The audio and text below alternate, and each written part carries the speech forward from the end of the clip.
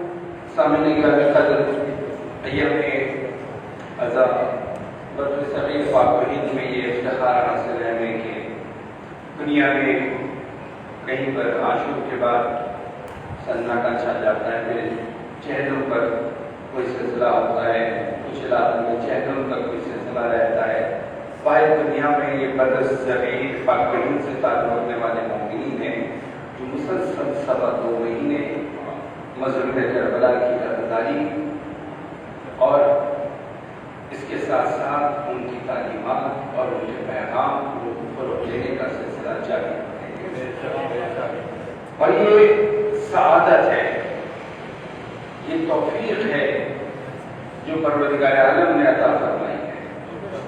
اور اس کے ذریعے یقیناً خود بھی فیضیاب ہوتے ہیں اور دوسرے ولو 100% نہ صحیح، 80% نہ صحیح، 50% نہ صحیح، اگر وہ 20% بھی ان تک کوئی پیغام پہنچ جاتا ہے تو یہ بھی بڑی کامیابی ہے۔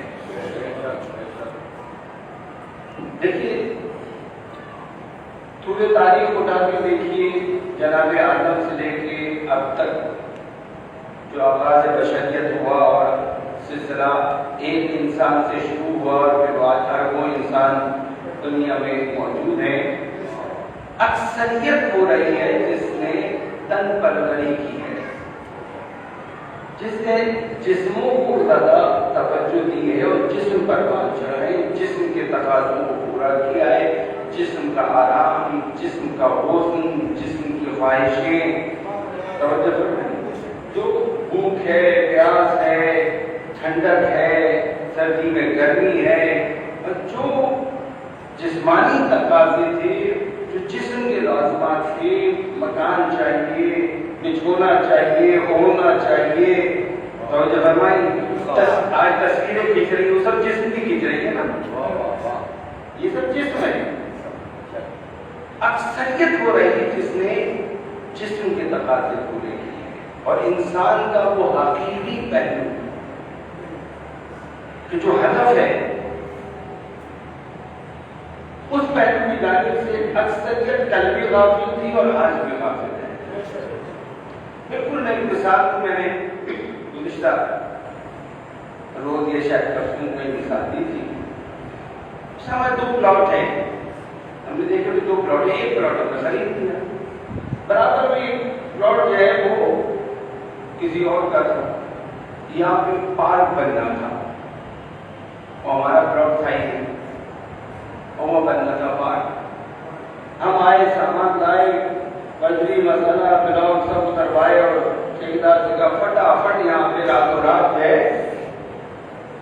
پارک والے پلاٹ پہ ہم نے بلڈنگ کھڑی کر دی اور اس کے اندر بھی اس بلڈنگ کو بھی ہم نے تبدیل و آرائش کروا دی، خوب اس کے اندر جو ہے وہ بہترین جو ہے وہ اس کے کھڑکی دروازے اور کلر اور پھر اس کے اندر فرنیچر اور سب ڈیکوریٹ کر دیا۔ سپریم کورٹ کا آرڈر آ گیا، پلاٹ آپ کا نہیں ہے، جاؤ تو ڈیمالش کر دو۔ کیا ہوا؟ گزشتہ دنوں آپ نے دیکھا نا کیسی کیسی بلڈنگیں تھی، ڈیمالش کر دی گئی، جب قبضہ کر کے بنائی گئی۔ ہمارا جب پلاٹ ہی نہیں تھا، بنائی تو پارک کا پلاٹ تھا، ٹھیک، وہاں تو بننا نہیں تھا۔ اب جب بنا لیا تو کیا ہوا؟ بلاخر ایک ٹائم آیا اور ڈیمالش ہو گیا۔ ہونا تھا، لوگ کہتے بھی رہے کہ بھائی یہ پارک ہے آپ کا نہیں ہے، برابر میں آپ کا پلاٹ ہے، وہ اس کو بنائیے، اس کی پرواہی نہیں کہ ہم نے کہا یہاں بنا لیا، یہ ذرا ہمیں اچھا لگ رہا ہے، یہ روڈ فیسنگ کا ہے، جناب یہ بیسٹ اوپن ہے، تو ہم جانے اس چیز پہ بنا دیا، بنا لو۔ انجام کیا ہوا؟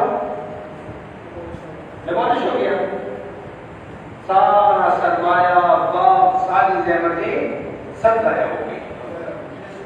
بالکل اسی طرح اللہ نے انسان کو پیدا کیا اس لیے کہ دنیا میں رہتے ہوئے اپنی آخرت کو آباد کرے، بجائے اس کے کہ آخرت کو آباد کرتا دنیا کو آباد کرنے میں لگ گیا۔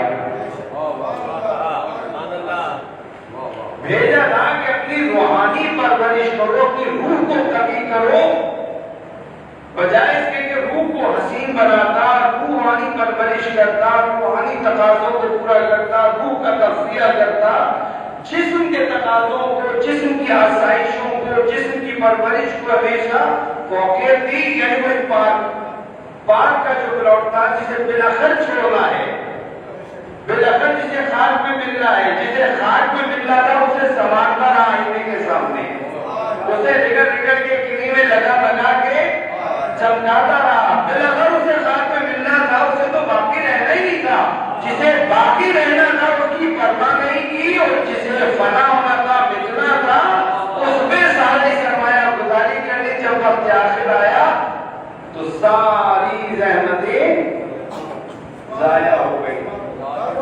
خوش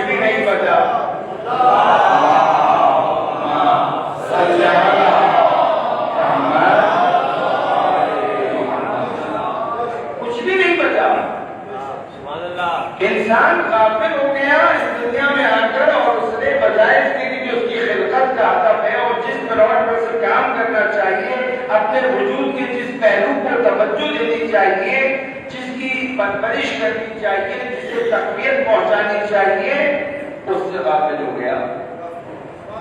معنوی روحانی اعتبار سے ایسا پسنما کہ کل انعام بدہمتن چوپایوں کی مانند بن کے ان سے بدتر ہے۔ وہ پروردگار فرما رہے کل انعام بدہمتن، یہ قرآن کی اصطلاح ہے۔ کچھ لوگوں نے لکھا کہ چوپایوں کی مانند، پیدا تو اللہ نے انسان کیا ہے، جس نہج پہ پیدا کیا ہے، جس فطرت کے ساتھ پیدا کیا ہے، وہ انسان بنایا ہے، فطرت دی ہے، سب سے بہترین فطرت عطا کی ہے، اور اسے اس سے آگے بڑھنا تھا، مگر افسوس کہ یہ آگے نہیں بڑھا۔ میں تھوڑی دیر انتظار کر لیتا ہوں، آگے ہو گیا آپ کو دل بڑی کر محمد آگے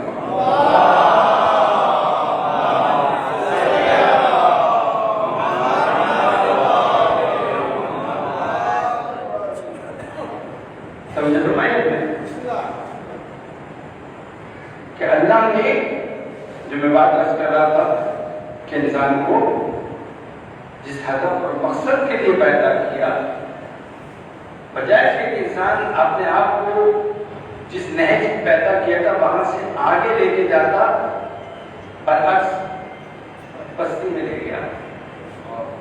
بہت سے اتنے پست ہو گئے چوپایوں کی مانند بن کے ان سے بدتر، یعنی وہ مقام جس سطح پہ انسان کو پیدا کیا تھا اسے بھی مینٹین نہیں کر سکے، اسے بھی برقرار نہیں رکھ سکے، اس سے بھی گر گئے۔ اللہ نے 1,24,000 انبیاء بھیجے کہ وہ اس گرتی ہوئی انسانیت کو سنبھالے جو حیوانیت میں بدلتی جا رہی ہے۔ مولانا مومن کی اصطلاح کے مطابق چلتی پھرتی میتیں، زندوں میں مردہ لوگ، چلتے پھرتے مردے۔ مولانا مومن فرماتے چلتی پھرتی میت الحیا کی اصطلاح مولانا نے استعمال کی۔ مردہ لوگ بھائی جو انسانی حیات سے بے بہرا ہو گئے اور سوائے حیوانیت کے ان کے اندر کوئی اور خوب حیوانی کے علاوہ کوئی اور خوب نظر ہی نہیں آتی۔ وہ مشہور بات ہے، آپ نے سنا ہے فرزند رسول کے حج کے موقع میں صحابی نے کہا مولا اس بار کتنے آدمی، مولا نے کہا کتنے قریب آدمی ہے، مولا اتنے کا دیکھنا چاہتے ہو؟ عبداللہ سے نقل کیا گیا کہ مولا نے سنت میں ہاتھ ملا یا کہا میری انگلیوں کے درمیان سے دیکھو۔ آپ نے دیکھا تو طرح طرح کے جانور نظر آ رہے تھے، کئی کئی ان کے درمیان کوئی انسان کی صورت نظر آ رہی تھی۔ یہ وہ کل انعام بدہمتن، چوپایوں کی مانند بن کے ان سے بدتر۔ جب مولا نے بتائی ہم جیسا گنہگار ہے کہ مولا کی تو انگلیوں کے درمیان سے دیکھے تو ہمیں حقیقت نظر آتی ہے، تو خود مولا کی نگاہ کیا کچھ نہیں دیکھتی ہوگا، جس کی دو انگلیوں کے درمیان سے ہمیں نظر آ جائے خود مولا جب دیکھتے ہوں گے۔ اسی لیے کہتے ہیں کہ ہر شب جمعہ میں ہمارے نامہ اعمال امام زمانہ کی خدمت میں پیش کی جاتی ہے۔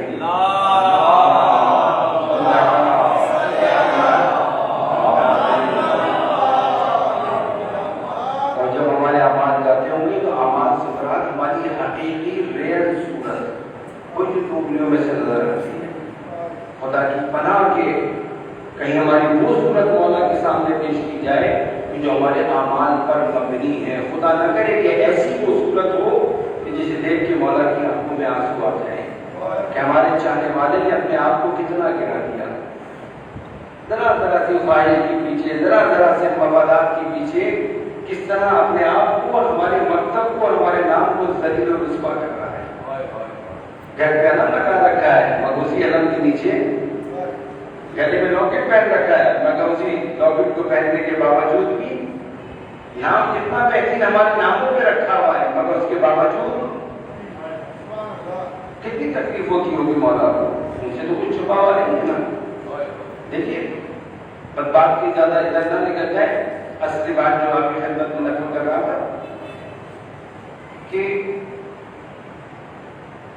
امام کے لیے یہ ہمارا عقیدہ ہے، اللہ موجود نے تائید فرمائی کہ معصوم کا جو علم ہے پروردگار عالم کے لیے علم جو ہے علم حضوری ہے، سب کچھ اس کے سامنے ہے، کوئی ماضی کوئی حال کوئی مستقبل یہ اللہ کے لیے نہیں ہے کہ جی وہ مستقبل کو بھی جانتا ہے، مستقبل کا عنوان اللہ کے پاس نہیں، نہ ماضی کا کوئی عنوان اللہ کے پاس، اللہ کے لیے کوئی ماضی کوئی حال کوئی مستقبل نہیں ہے، یہ ہم لوگوں کے لیے ہوتا ہے کوئی ماضی، کیوں ہم کبھی نہیں تھے پھر ہوئے، ہمارے لیے ایک ماضی ہے ایک حال ہے پھر ایک مستقبل ہے، مگر اللہ کی ذات زمانوں سے بالاتر ہے، وہ زمانے کے اندر نہیں آتا، زمانہ اس نے پیدا کیا ہے، وہ خالق ہے زمانے کا، اسے زمانے کے پیمانے میں پرکھا نہیں جا سکتا، وہ کب سے ہے وہ کب تک ہے، کب سے بتا ہی نہیں سکتے آپ کہ وہ کب سے، کچھ کوئی تعین نہیں کہ ہمیشہ سے، ہمیشہ سے، اچھا یہ ہمیشہ کا مفہوم بھی ہمیں سمجھانے کے لیے، اور ہمیشہ رہے گا، کوئی تصور ہے آپ کے پاس ہمیشہ کی کا؟ کوئی تصور نہیں ہے، ابدیت کا کوئی تصور ہے نہیں ہے، خالدون جو ہمارے لیے کہا جاتا ہے، اگر اس خالدون کو ہم سمجھ جائیں کہ ہمیشہ رہیں گے، جنت میں رہنے والے ہمیشہ رہیں گے، تو اس آخرت کی زندگی کے سامنے جب لوگوں سے دنیا کی زندگی کی بات کی جائے گی تو وہ کہیں گے وہ بھی کوئی زندگی تھی، سراب تھا، لفظ سراب استعمال کیا، سراب تھا، یہ دھوکہ تھا، 80 سال جیا 90 سال جیا ایک عمر جیا، چلے جناب نوح سے پوچھے، جناب نوح بھی کہتے سراب، کم سے کم 900 سال، زیادہ تھا 3000 سال جناب نوح کی عمر جا کی گئی، وہ بھی کہتے ہیں زندگی کو سراب، ہمیشہ کے مقابلے میں یہ 900 سال 3000 سال کچھ بھی نہیں ہے، سمجھ رہے آپ نے؟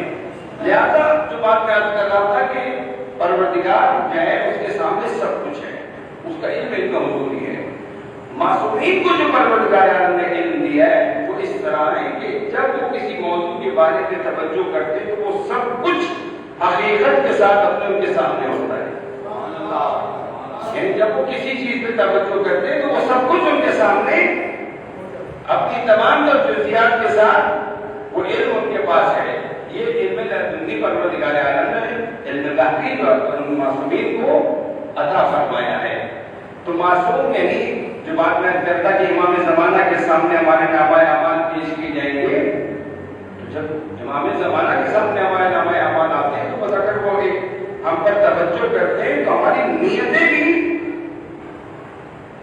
ان کے سامنے چھپی بھی نہیں ہیں، وہ بھی ان کے سامنے آتی کس نیت سے انجام دیا، ایسے بہت سارے واقعات، اگر میں واقعات اس منظر میں سناؤں تو بہت سارے واقعات آپ کے ذہن میں آ جائیں گے، سنے بھی ہوں گے آپ نے، وہ ہے نا اپنے ذات سے تعلیم مولا کو کیسے پتہ چلا، سمجھ لو بھائی آپ نے، وہ باہر کو حرکت کر کے آیا، اندر داخل ہوا، مولا نے وہ دیوار کے پیچھے سے گھس کر کے آیا اور اس کو مولا نے جو ہے وہ اس حرکت پہ جو کر کے آیا مولا نے اندر سرزنش کی، اس سے وہ متوجہ ہو گیا کہ اگرچہ میں نے باہر کی تھی، میں سمجھا تھا مولا نے نہیں دیکھا، مولا تو اندر ہے، مولا کو تو پتا ہے کہ میں، وہ سوچ رہا تھا، مولا نے کہا کہ اگر تم نے ایسا کر لیا ہوتا تو ایسا ہو جاتا، وہ حیران کہ میں نے تو سوچا تھا، اور مولا نے اس وقت کو نصیحت کر دی، جیسے بہت سارے واقعات ہیں، مگر مناسبت مجھے آپ کی خدمت میں نہ کو کروں گا، تو عرض یہ کرنا تھا کہ امام کی خدمت میں جب ہمارے نامہ اعمال جاتے ہوں گے تو خدا نہ خاصہ اگر ہم نے کسی برائے پلاٹ پہ کام کیا ہو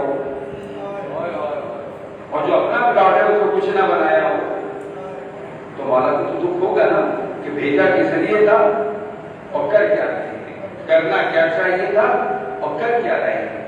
انبیاء تشریف لائے تھے اس لیے کہ ہمیں باڈی بلڈنگ سکھائیں کہ اپنی باڈی کو بلڈ اپ کرو، مسکولر باڈی بناؤ، صبح اتنا وزن اٹھاؤ، اتنی رننگ کرو، اتنی جاگنگ کرو، یہ کھاؤ وہ نہ کھاؤ، توجہ فرمائیں، وہ لے کر آئے تھے پروگرام کہ جسم کو تو چھوڑنا ہے تمہیں اور جسم تو پروان چڑھے گا بلا کر، مجبور خدا نے بھوک رکھی ہے، پیاس رکھی ہے، یہ فطری تقاضے ہیں، یہ تو انسان جو مسلمان نہیں وہ بھی پورے کر رہا ہے، ہندو وہ بھی کھا پی رہا ہے، وہ بھی لذت اٹھا رہا ہے دنیا کی نعمتوں سے، مجوسی کیپٹلسٹ بدھسٹ دنیا میں جتنے بھی ہیں وہ سب کے سب کھا پی رہے، لذت اٹھا رہے، سردی گرمی کے مزے، یہ کوئی کامن چیز ہے نا جس میں ہم مشترک ہیں، ان میں ہمارا کوئی امتیاز نہیں ہے. توجہ فرمائیے آپ نے، کیا ہے؟ یہ مشترک ہے. انبیاء آئے تھے اس لیے کہ وہ کام جو وہ نہیں کر رہے، متوجہ نہیں ہیں، وہ کام ہم سے کرانے آئے تھے کہ جو مان رہے متوجہ ہو جائے کہ تمہیں دنیا میں دنیا کے لیے نہیں بھیجا، تمہیں دنیا میں آخرت کے لیے بھیجا ہے، ابدی حیات کے لیے یہاں پر تمہیں بھیجا ہے، تاکہ تم یہاں پر آ کر اپنے آپ کو باکمال انسان بناؤ، تاکہ تمہاری ہمیشہ کی حیات ہے وہ بہترین خدا کی لذتیں جو اس نے پیدا کی آخرت میں تمہارے لیے معین کی ہیں، ان لذتوں کے ساتھ قرب الہی میں ہمیشہ کی زندگی گزارو. تو وہ جو پروگرام لے کر آئے تھے وہ انسان کی روحانی پرورش. ٹھیک، مشکل کیا تھی؟ مشکل یہ تھی کہ انبیاء کے مقابلے میں ایسی قوتیں تھیں جنہیں شیطان نے گمراہ کر کے اس اصل سفر سے، اصل اس راستے سے ہٹا کر مادیت کے راستے پر، دنیا کے راستے پر لگا رہے تھے. اللہ کا بندہ نہیں بننے دے رہے تھے، اپنی بندگی میں لے رہے تھے. میں نے وہ کہ یہ جامع الفاظ آپ کی خدمت میں ادا کرتی ہے، یعنی پیدا کیے گئے تھے ہم اس لیے کہ اللہ کی بندگی کریں، وما خلقت الجن والانس الا لیعبدون، مگر بجائے اس کے کہ اللہ کی بندگی کریں، ہمیں اللہ کی بندگی نہیں کرنے دی جا رہی اور ہمیں بندوں کا بندہ بنا دیا گیا ہے. ہمیں بندوں کا بندہ بنا دیا گیا. مولا بن مومن کا فرمان ہے، آپ فرماتے ہیں اللہ نے اپنے پیغمبر کو مبعوث کیا تھا کہ وہ بندوں کو بندوں کی بندگی سے نکال کر اللہ کی بندگی میں لے آئے. پیغمبر مبعوث ہوئے اس لیے کہ وہ اللہ کے یہ بندے جنہیں کچھ بندوں نے اپنی بندگی میں لے لیا، اپنی اطاعت و فرما برداری میں لے لیا ہے، ان سے نکال کے اللہ کی بندگی میں لے آئے. یہ پیغمبر کا عمل ہے. توجہ فرمائی آپ نے. مگر کیا ان بندوں نے ان شیطانی چالوں و فریبکاریوں کے ذریعے ان کی فکر کو ایسا محکومانہ، غلامانہ بنا دیا کہ یہ ان کے ذہن سے نہیں نکلتے، حریت اور آزادی کے حقیقی مفہوم کو نہیں سمجھتے. یہ سمجھتے میرے ہاتھ میں ہتھکڑی نہیں ہے، میرے پاؤں میں بیڑی نہیں ہے، میرے گلے میں توق نہیں ہے، مجھے زنجیر سے نہیں باندھا ہوا، مجھے رسی سے نہیں باندھا ہوا، مجھے کہیں پنجرے میں کہیں بند نہیں کیا ہوا، میں تو آزاد ہوں. جسم کی آزادی کو سمجھتے ہیں کہ اصل آزادی عزیز جسم کی آزادی نہیں، اصل آزادی ہے فکر کی آزادی. اچھا نہیں آئی بات سمجھ میں نہیں. ابھی سوال کرتا ہوں تو آپ خود جواب دیجیے گا. مجھے بتائیے یہ ایام جن لوگوں کے چل رہے ہیں، کربلا سے جنہیں رسل میں باندھ کے ہتھکڑیاں، بیڑیاں، زنجیریں باندھ کے لے کے چلے تھے، مجھے بتائیے کیا وہ اسیر تھے یا جنہوں نے باندھا تھا وہ اسیر تھے؟ اس وقت کے آزاد ترین لوگ کون تھے؟ اگر میں آپ سے کہوں آزاد ترین، تو مجھے بتائیے کیا سید سجاد جو توق پڑا ہوا، ہتھکڑیاں، بیڑیاں پڑی ہوئی، زنجیروں سے بندھے ہوئے، آپ آزاد تھے، آزاد انسان، یا وہ جو باندھ کر لے کر چلی گیا جس نے حکم دیا تھا؟ کون آزاد تھا؟ جسم مولا کا اسیر تھا مگر فکر و نفس ان لوگوں کے اسیر تھے. توجہ رکھیے، یہ فکری طور پر آزاد تھے، نظریاتی طور پر آزاد تھے، وہ فکری طور پر اسیر تھے، نظریاتی طور پر اسیر تھے، نفسانی طور پر اسیر تھے. اپنے تخت کا آزاد ترین انسان زنجیروں میں جگڑا ہوا نظر آ رہا تھا. وہ انسان اسیر نہیں تھا، اس کا جسم اسیر تھا.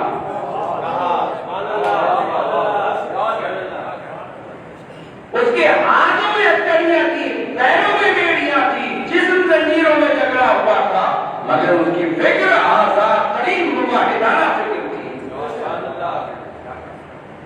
وہ اپنے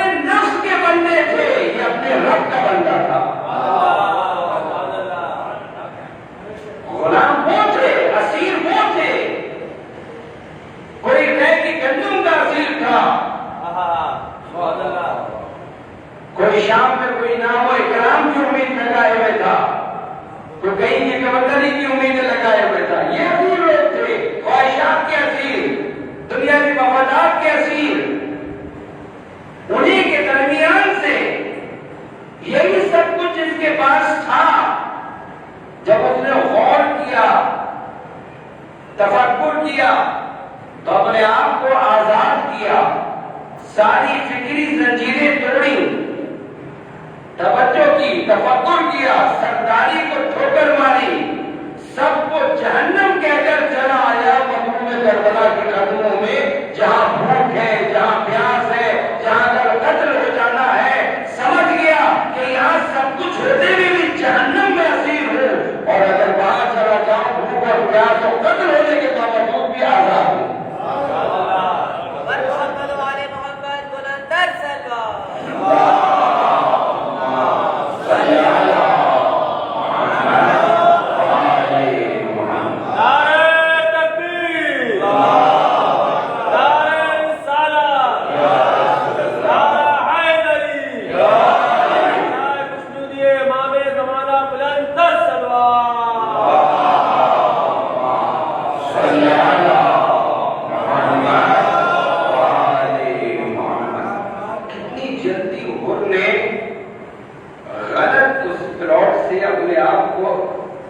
حقیقی پلاٹ پہ آگے کتنے قلیل وقت میں اپنے آپ کو خسارے سے بچا دیا. نہ ہمیشہ کا خسارہ ہو جاتا، خسر الدنیا و خسر الآخرہ کا شکار ہو جاتا. مگر کیا ہوا؟ تفکر، فکر کی اور نکل آیا. یہ بڑا اہم پوائنٹ ہے. تفکر بہت ضروری ہے، غور و فکر ضروری ہے. فارغ ہو کر اکیلے میں بیٹھ کے سوچا کریں اپنے اخلاق پر، اپنے معیشت پہ، اپنے روابط پہ، اپنے معاملات پہ، اپنی زندگی کے رخ پہ کہ میں کس طرف جا رہا ہوں. میں اپنے مولا سے قریب ہو رہا ہوں یا مولا سے دور جا رہا ہوں. اگر مولا سے دور جا رہا ہوں تو یعنی اپنے پروردگار سے دور جا رہا ہوں. میری زندگی میچ کس سے کر رہی ہے؟ میرے اخلاق کا رنگ ان سے ملتا ہے یا ان کے دشمنوں سے ملتا ہے؟ میرا کردار ان سے مماثلت رکھتا ہے یا ان کے دشمنوں سے مماثلت رکھتا ہے؟ ایک دن میں بیٹھ کے تفکر، اور نے تفکر کیا، کہتا رہا، سوچتا رہا، بلاخر نکال لیا اپنے آپ. اگر کوئی سمجھتا ہے کہ میں خدا نخواستہ اسیر ہوں تو اسے بھی چاہیے کہ وہ تفکر کرے اور نکلے. جب انسان نکلنا چاہتا ہے تو پروردگار اس کی مدد کرتا ہے. انسان کی آمادگی سے زبردستی خدا کسی کو نہیں نکالے گا. یاد رکھیں، زبردستی خدا یا ہمیں نجات دے دے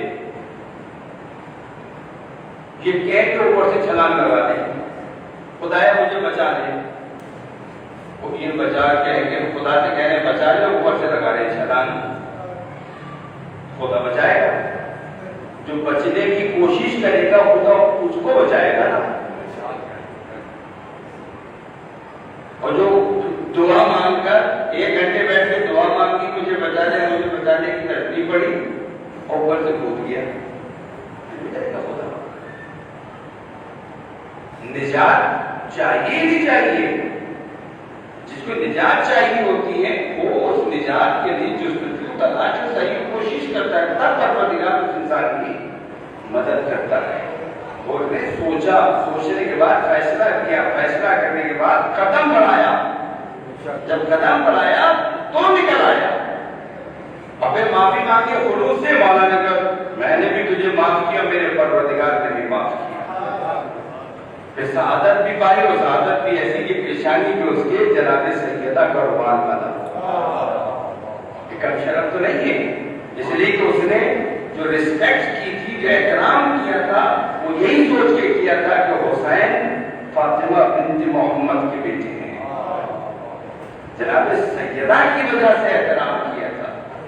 لہذا وہ احترام جناب سیدنا کی نسبت جو اس کے دل میں تھا، اس نے اس کو یہ شرف دیا کہ اس کی پیشانی میں جناب سیدنا کا روان کرنا۔ جب خلوص سے نکلنا چاہتا ہے تو خدا اسے نکالتا بھی ہے اور اس کو پھر یہ انعام بھی ملتا ہے۔ قربان جائے۔ تو جو بات میں آپ کی خدمت میں عرض کر رہا تھا کہ تفکر، یہ بات اس لیے کی تھی کہ عزیزان محترم، جسم پہ کام کرنا اور روح کی پرورش، اب رکاوٹ کہاں ہوتی ہے؟ رکاوٹ ہوتی ہے فکر۔ جہاں کام کیا جاتا ہے، دیکھیں میں نے جو کام کرنا ہے، آپ نے جو کام کرنا ہے، ہم نے اپنے جو ہے وہ روح کی پرورش، اپنی روح کو قوی کرنا ہے۔ رکاوٹ کیوں نہیں کر پاتے؟ اس لیے کہ دشمن نے ہماری فکر پہ کام کیا ہوا ہے۔ اب یہاں ایک باری نکتہ جو میں بس یہ آخری نکتہ آپ کو سمجھانا چاہ رہا ہوں۔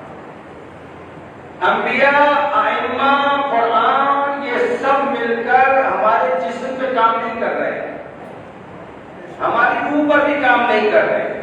انہوں نے نہیں کرنا، ہماری روحانی پرورش انہوں نے نہیں کرنی، اپنی روحانی پرورش ہم نے خود کرنی ہے۔ توجہ فرمائیں، روحانی پرورش خود کرنی ہے۔ انہوں نے جو کام کرنا ہے وہ ہماری فکر پہ کرنا ہے۔ قولوا لا الہ الا اللہ، تلوار نکال کے سر پہ لٹکا کے نہیں کہا کہو، بلکہ کہا تھا اپنے ارادے سے کو کھایا پیا چلے گئے، کسی نے نہیں کہا سوائے ایک لبیک ایک نے کہا نا، پھر آئے پھر دعوت کی، کھایا پیا، تن پروری کی، پھر چلے گئے۔ پیغمبر نے زبردستی تو نہیں کی نا، لا جبر فی الاسلام، اسلام کے معاملے میں کوئی جبر نہیں ہے، دین کے معاملے میں کہیں پر زبردستی نہیں ہے، دعوت دی گئی ہے۔ اب ایک طرف سے دعوت الہی ہے انبیاء کے ذریعے، اور دوسری طرف سے شیطان نے مہلت مانگی ہے اور قسم کھا کے پیچھے پڑا ہے۔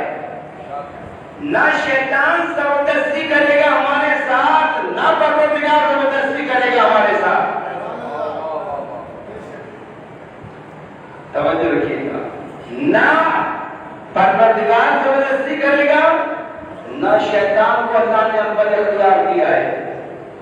شیطان بھی قیامت کے دن یہ کہہ کے چھوٹ جائے گا، پیچھے ہٹ جائے گا کہ خدایا میں نے تو بس وسوسہ کیا تھا، اگر میں نے وسوسہ کیا تھا تو خدا سے تیری آیتیں بھی تو موجود تھی۔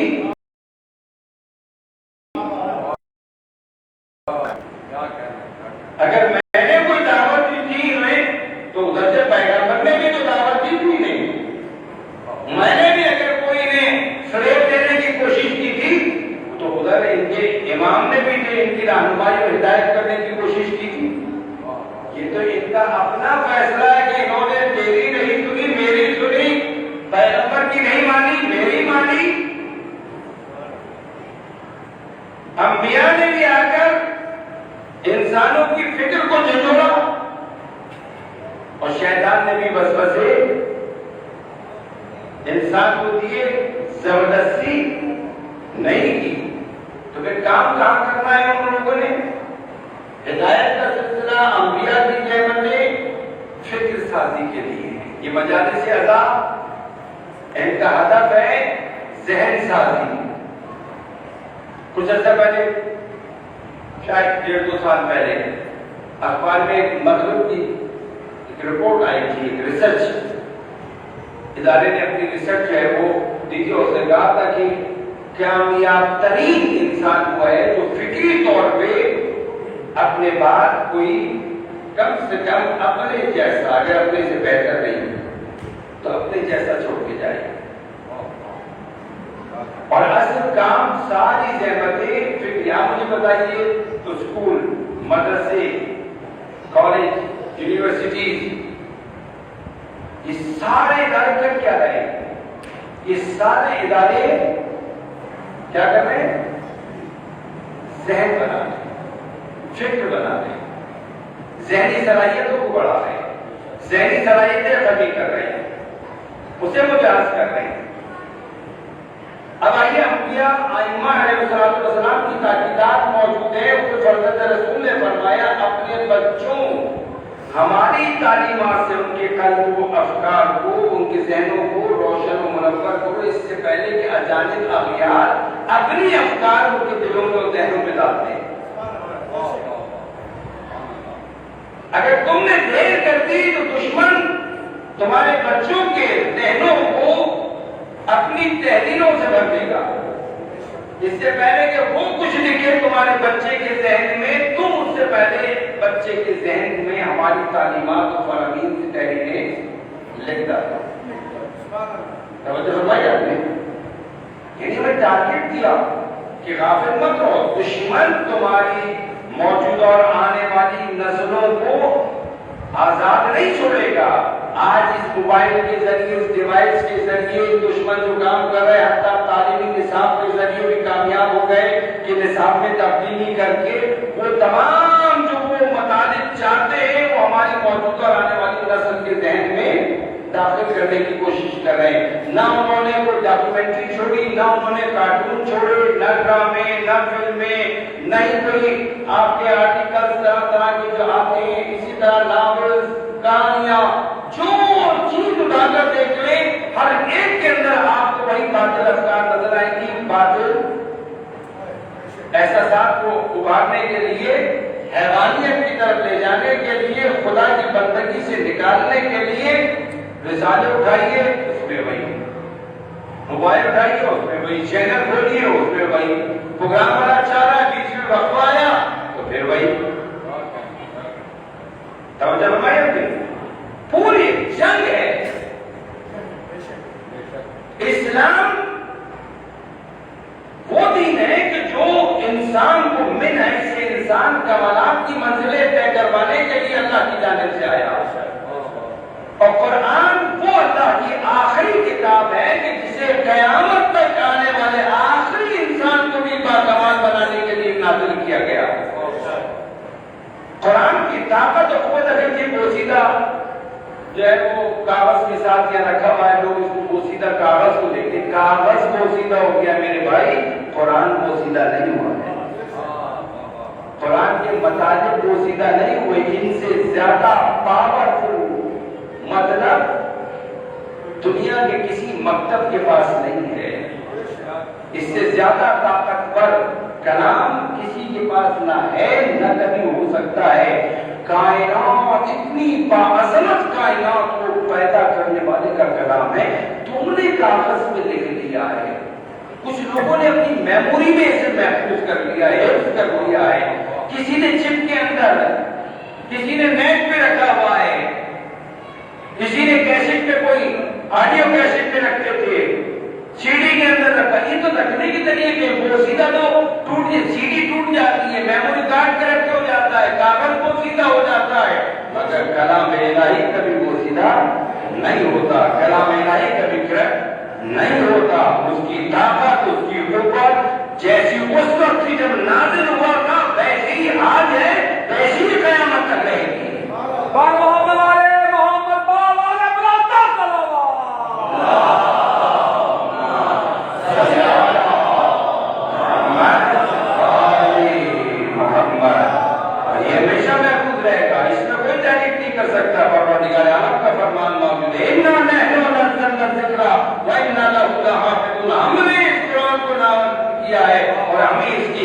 کرنے والے ہیں. اور جب خدا کسی چیز کی حفاظت کرنا چاہے تو پھر کون سی طاقت ہے کہ جو اسے نقصان پہنچائے گی؟ لا حول ولا قوت الا باللہ العلی العظیم.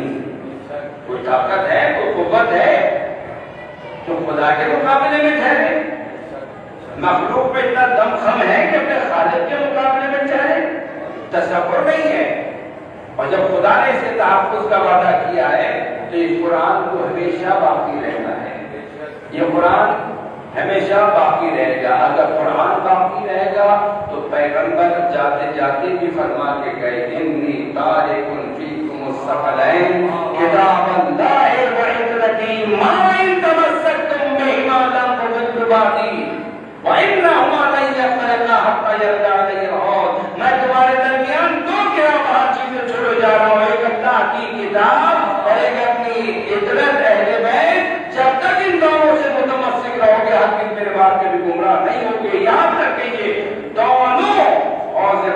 پہ آ کر مجھ سے ملے، ان میں کبھی تم فرق اور فاصلہ نہیں پاؤ گے۔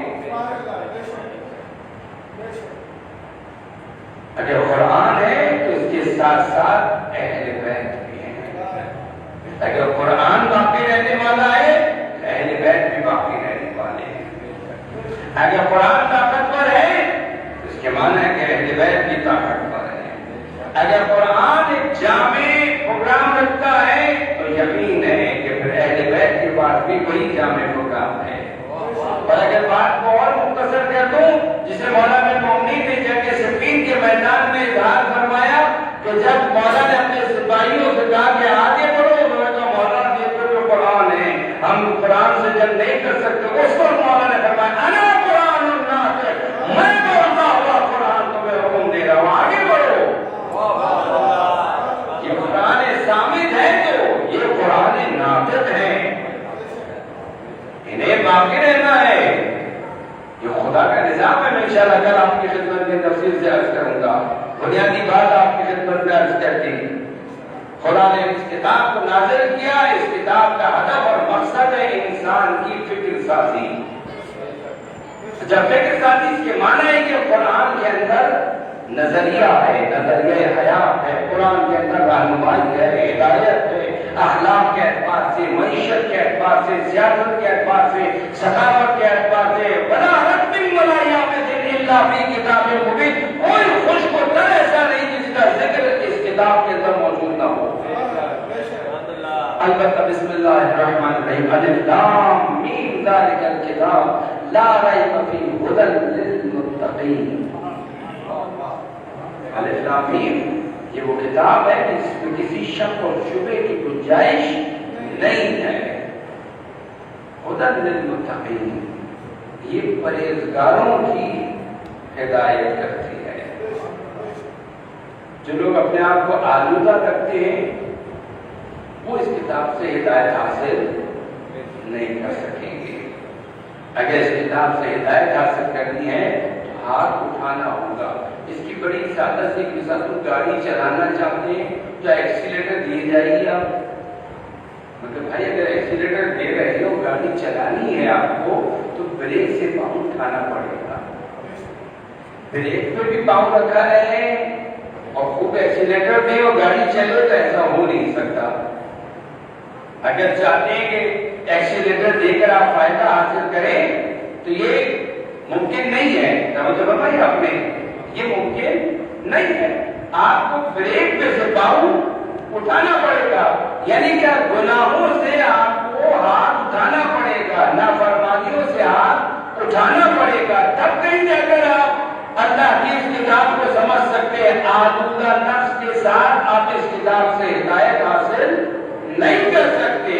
نجاست کے ساتھ آپ چاہیں کہ آپ پر خدا کا لطف ہو اور رحمت نازل ہو، نہیں ہو سکتا۔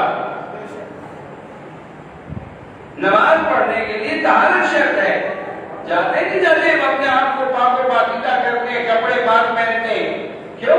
اس لیے کہ نماز اگر چاہتے ہیں کہ یہ نماز وہ نماز ہو جو خدا کی بارگاہ میں قبول ہو، اس عمل سے میں استفادہ حاصل کروں، خدا کے لطف و کرم اس پر ہو، تو اس کے لیے طہارت شرط ہے۔ تو جاتے ہیں اگر پاؤں مجید ہے تو انہیں پاک کریں گے، یہی ہوگا نا، لباس مجید ہے اسے تبدیل کریں گے اور پھر آئیں گے آپ نماز پڑھنے کے لیے۔ تو یہی تو کہہ رہے ہیں، یہی تو بات ہوا ہو رہی ہے۔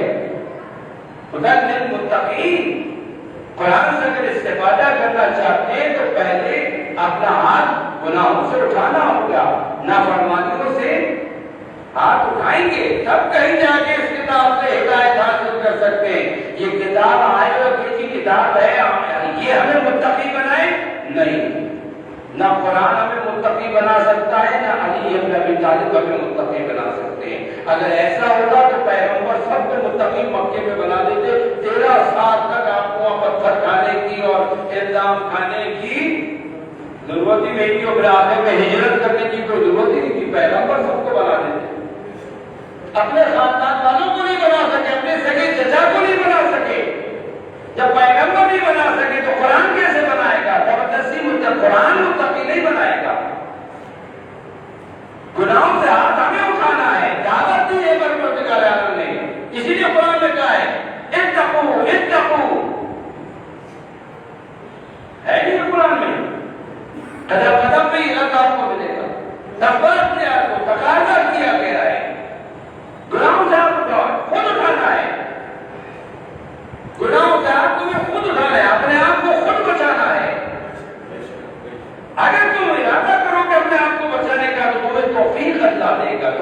مدد عطا کرے گا.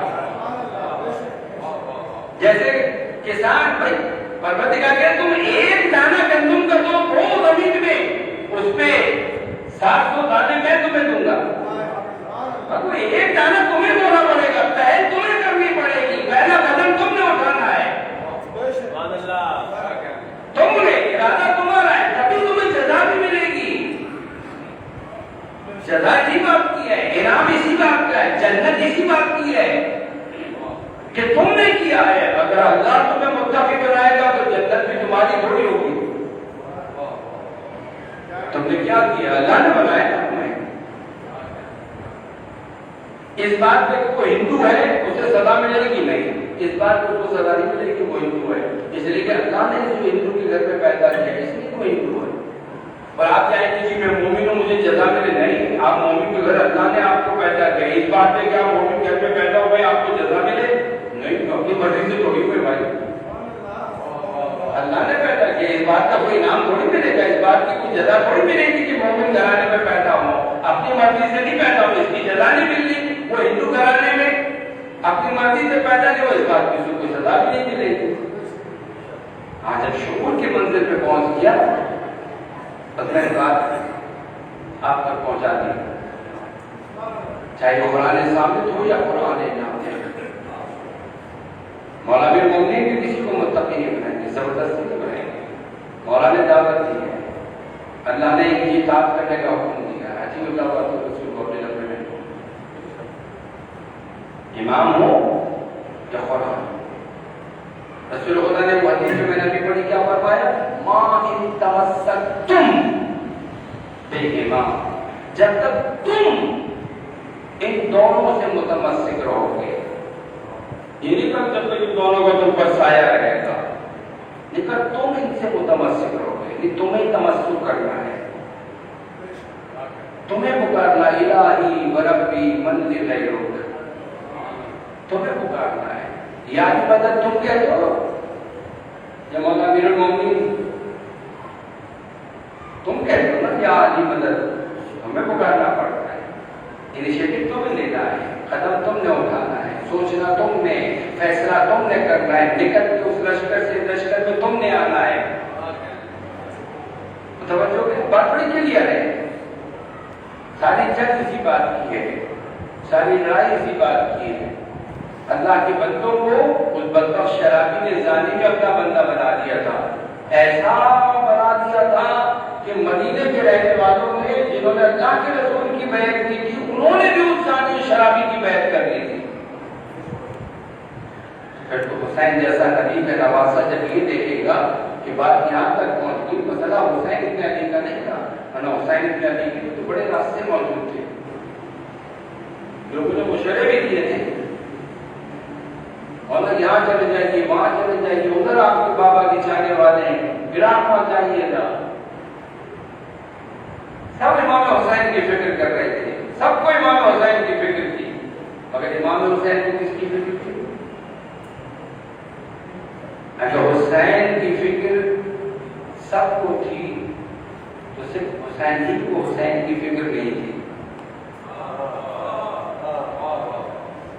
سب حسین کے بارے میں سوچ رہے تھے, حسین دین کے بارے میں سوچ رہے تھے. سب حسین کو بچانا چاہ رہے تھے, حسین دین الہی کو بچانا چاہتے تھے, کیونکہ حسین مقام امامت کے باعث سے صاحب ولایت تھے, آپ کی ذمہ داری تھی, آپ قرآن ناطق تھے. کوئی حسین کو اس وقت درک ہی نہیں کر سکا کہ مولا کیا سوچ رہے ہیں.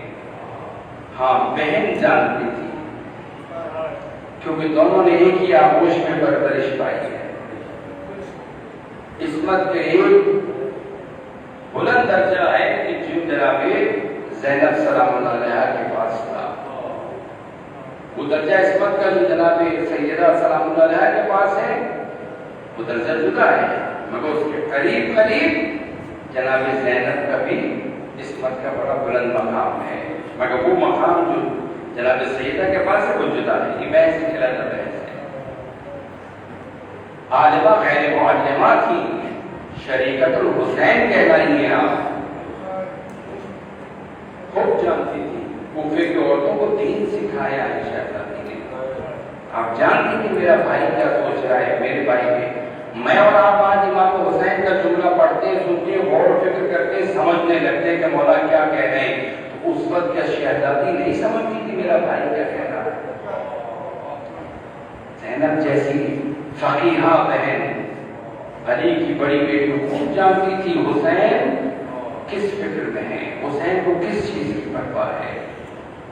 بھیا کیا ارادہ ہے, ارادہ پوچھا کیا ارادہ ہے, اعتراض نہیں کیا, ارادہ پوچھا کہ بھیا کیا ارادہ ہے.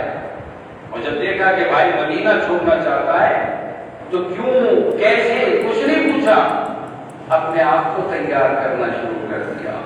یقین تھا کہ جو حسین فیصلہ کر رہے ہیں, جو حسین ارادہ کر رہے ہیں, حسین کی معرفت کسی کو نہیں تھی. سید سجاد تھے یا پھر شہزادی زینب تھی جو جانتی تھی کہ حسین کون ہے. ولی خدا ہے, صاحب ولایت ہے. جس طرح زینب کی سلام اللہ کی ماں نے جناب سیدہ سلام اللہ نے اس وقت صاحب ولایت کا دفاع کیا تھا اور در و دیوار کے درمیان مضروب ہو کے شہادت کو قبول کیا تھا, مگر ولایت کا دفاع کرنا ہمیں سکھا دیا تھا. یہ اسی کی بیٹی ہے. صاحب ولایت کے ساتھ ساتھ مدینہ چھوڑ کے روانہ ہو گئی. یہ وہ دور تھا کہ جب کوئی اکیلا بھی سفر پہ نہیں نکلتا تھا, اسی لیے لوگوں نے مشورہ دیا اگر آپ خود جا رہے ہیں تو کم از کم ان بچوں کو, ان عورتوں کو تو نہ لے کر جائیے, اس لیے کہ یہ وقت سفر کا نہیں ہے. یا ایام و ایام جب صحرا میں سفر نہیں کیا جاتا, اتنے سخت ایام تھے جس میں مولا مدینہ چھوڑ کے نکلے ہیں. شہزادی خوشی سے تیار ہوئی, اپنے بچوں کو بھی ساتھ لے لیا, اور بیویاں بھی اپنے بچوں کے ساتھ آمادہ اور تیار ہو گئی. اتنی شان سے مدینے سے نکلے. آپ نے 28 رجب میں سنا ہوگا نا, محلہ بنی ہاشم خالی ہو گیا, ہماری اللہ کے دروازے پہ بٹھائی جانے لگی. راوی کہتا میں دیکھ رہا تھا حسین بلند مقام پر بیٹھے ہوئے سارے معاملات کی نگرانی کر رہے تھے. میں نے دیکھا اس دروازے پہ سواری لا کے بٹھائی گئی, اونٹ آیا, وہ ہماری تھی, اس کے اوپر ایک جوان آیا, اس نے چادر تان دی, کوئی بیوی اس میں سوار ہوئی. میں نے پوچھا یہ جوان کون تھا, وہ سوار ہونے والی کون تھی. مجھے بتایا گیا یہ جوان قاسم تھا, سوار ہونے والی اس کی مادر گرامی تھی. پھر وہ سواری بڑھ گئی, دوسری سواری آئی, پھر ایک اور جوان آیا, اس نے چادر تانی. میں نے پوچھا یہ کون, اور سوار ہونے والی کون؟ کہا یہ علی اکبر تھے, سوار ہونے والی علی کی چھوٹی بیٹی ام کلثوم. پھر میں نے دیکھا کہ ایک اور سواری آئی, پھر جوان بھی تھا, پھر ایک اور آیا. میں نے پوچھا یہ کون؟ کا یہ عباس ہے, یہ علی اکبر ہے. دونوں طرف سے چادر انہوں نے تان لی. کون سوار ہوا؟ علی کی بڑی بیٹی زینب. اور یہ موقع تھا جب وہ شہزادی نکل کے سوار ہوئی. میں نے دیکھا کہ حسین جب تک بیٹھے رہے اپنی جگہ سے کھڑے ہو گئے. 28 رجب سن 60 ہجری کا مدینہ, اہل بیت نبی ذاتیہ کتنی شان سے سوار ہوئی ہے. اور میرے کو 11 محرم کا تھا, چادریں لٹ چکی تھی, بے کجاوا سواریاں لائی گئی اور نبی ذاتیوں کو مقتل سے سوار کرایا گیا. ان بے کجاوا سواریوں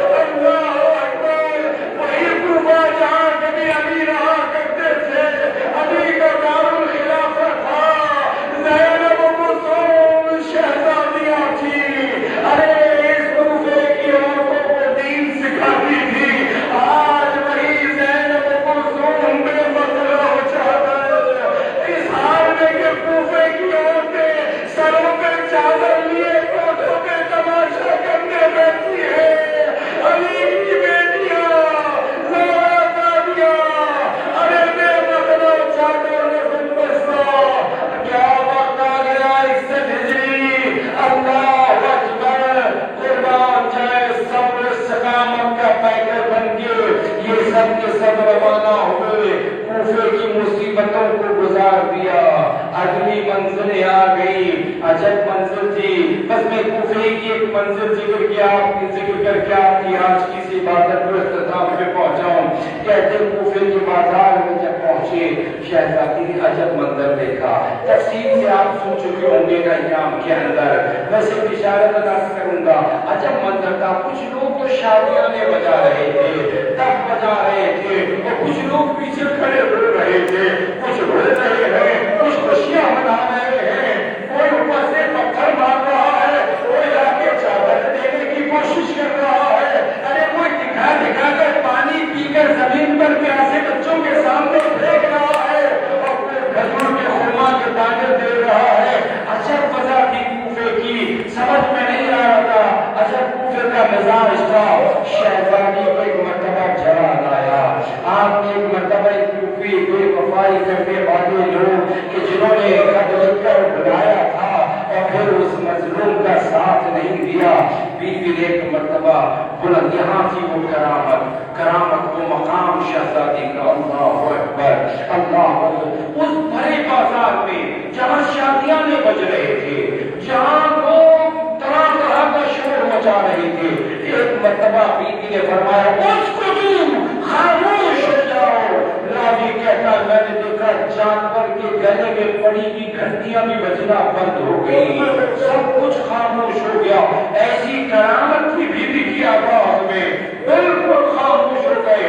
اب علی کی بڑی بیٹی گویا ہوئی، وہ خطبہ جو آپ نے شہزادی کا سنا ہوگا کسی موقع پر، بیوی نے خطاب کرنا شروع کیا، اس میں مذمت کی تم نے اسے قتل کر دیا جو تمہارے لیے دعائیں مانگا کرتا تھا، جسے تم نے خط لکھ کر بلایا تھا۔ اللہ اکبر۔ ادھر شہزادی کا خطبہ چل رہا تھا، ادھر مجمع کے پیچھے کھڑا ہوا ایک نابینا صحابی مولا المومنین کا ایک مرتبہ چیخ مارتا ہے، چیخ مار کے کہتا ہے لوگوں کیا قیامت آ گئی؟ کسی نے پوچھا کیا ہوا؟ کہا میں علی کی آواز دوبارہ سن رہا ہوں، علی کے لہجے میں خطبہ دے رہی تھی، وہی فصاحت بلاغت تھی۔ نابینا صحابی نے کہا کیا قیامت آ گئی؟ میں علی کی آواز دوبارہ سن رہا ہوں۔ کسی نے کہا ابھی نہیں، علی کی بڑی بیٹی بازار میں خطبہ دے رہی ہے۔ زمین پر بیٹھ گیا، خاک سر پہ ڈالتا جاتا تھا، کہا محمد اللہ اکبر۔ ارے آج یہ دن آ گیا، علی کی بیٹی آباد میں خطبہ دے۔ 47 ہجری 19 رمضان کی فجر یاد آ گئی ہوگی، جب علی کے سر میں ضرب لگی تھی، علی کو بیٹی شرف لے جا رہے تھے، مانا لے گا اپنے فرزند حسن سے کہا بیٹا حسن ان سے کہو واپس چلے جائیں، کچھ عذاب گئے کچھ پھر بھی آتے رہے، پھر مولا نے قریب پہنچ کے کہا بیٹا حسن ان سے کہو واپس چلے جائیں، میں نہیں چاہتا زینب میں کوئی جھوم کے رونے کی آواز ہے نہ محرموں کے کانوں میں آئے۔ ارے وہ 40 ہجری علی نہیں چاہتے زینب میں کلثوم کے رونے کی آواز ہے نہ محرموں کے کانوں میں آئے۔ ارے آج نہ محرموں کا مجمع ہے، علی کی بیٹیاں نے بکلا چادر، بازار میں خطبہ، صلاۃ رسول اللہ علی قوم الظالمین، فسيعلم الذين ظلموا أي منقلب ينقلبون۔ پروردگار کی واسطہ محمد و آل محمد کا ہماری عبادات کو بارگاہ میں قبول فرما۔ پروردگار کی واسطہ محمد و آل محمد کا عزادار مظلوم کے بلا دنیا میں جہاں جہاں عزاداری منعقد کر رہے ہیں ان کی عبادت کو بارگاہ میں قبول فرما، بارگاہ کو توفیقات میں اضافہ فرما، ہمیں بامقصد طریقے سے عزاداری کو فروغ دینے کی توفیق عطا فرما، بارگاہ عزاداری کے دشمنوں کو ذلیل و خوار ناکام فرما، جو قابل اسلام کی اصلاح فرما، جو ناقابل اسلام کے شر سے ہم سب کو محفوظ فرما۔ پروردگار موجودہ آنے والی نسلوں کو شیطانی محبتوں کے شر سے محفوظ فرما۔ پروردگار کی واسطہ محمد و آل محمد کا ہمیں اپنی افکار کی اصلاح کرنے کی توفیق عطا فرما، تفکر کرتے ہوئے درست فیصلے کرنے کی توفیق عطا فرما، درست فیصلے کرنے کے بعد درست اقدام اٹھانے کی توفیق عطا فرما، ان اقدامات کو پائے تکمیل تک پہنچانے کی توفیق عطا فرما، ان توفیقات کو ہمیشہ استمرار عطا فرما۔ اور اپنی واسطہ محمد کا ہمیں اپنے اخلاق کی اصلاح کرنے کی توفیق عطا فرما. والدہ خلاصہ محمد آل محمد کا ہمیں ایک دوسرے کے حقوق ادا کرنے کی توفیق عطا فرما. ایک دوسرے کی ہر حوالے سے مدد کرنے کی توفیق عطا فرما. ایک دوسرے کی خطاؤں سے درگزر کرنے کی توفیق عطا فرما. اور اللہ مومنین میں بالخصوص جملہ مسلمین میں زیادہ زیادہ اتحاد و یگانگی کی ایجاد فرما. اور اللہ ہماری ملت کے ہر مسلم جوانوں کو علم و ہنر کے میدان میں کامیابی و کامرانی عطا فرما. پروردگار کی واسطہ محمد علی محمد سنسیرہ میں کربلا کا واسطہ جو بے گناہ اسیر ہمیں جلد جلد رہائی عطا فرما. بلا پتہ گم شدہ اخبار شمع نے خبر سلام دے کے ساتھ ان کی منزلوں تک پہنچا. پروردگار کی واسطہ محمد علی محمد کا اس مملکت کے خلاف مکتب تشیع کے خلاف گہری سازشیں ہو رہی ہیں. آج بھی الحمدللہ اس ملت کے بیدار اور ذمہ دار علماء مل کر بیٹھے تھے اور ان تمام مسائل پہ ڈسکس ہوئی اور ان کے حل کے لیے ایک جامع اور بھرپور باقوت اور پوری سمیت کے ساتھ اور پوری صلابت کے ساتھ جو ہے وہ منصوبہ بندی جو ہے وہ کی گئی اور کی جا رہی ہے انشاءاللہ. کہ دشمن قوتیں وطن عزیز کی دشمن قوتیں چاہے وہ کسی بھی لباس میں ہوں, داخلی بیرونی, اور جو خصوصاً ازلانی مکتبہ اہل کی بیداری کی دشمن قوتیں, اس مقابلتی محاذ کی جو دشمن قوتیں انشاءاللہ پروردگار نے ذلیل و خوار ناکام فرمائے. اور ان تمام علماء کو ہمت, توفیق اور قوت عطا فرمائے. دعائے پروردگار عالم سے مجاہدین اسلام مقابل قوت حسن مدافع حرب کو فتح و نصرت و کامیابی و کامرانی عطا فرمائے. تمام علماء امامیہ, تمام مہاراج کرام و مقام معظم رہبری کو حفظ امان میں رکھے. انہیں ایک اہداف پہ کامیابی عطا فرمائے. قلب میں امام زمانہ کو انصراف و خشوع فرمائے. اور امام زمانہ کے ظہور میں تعجیل فرمائے.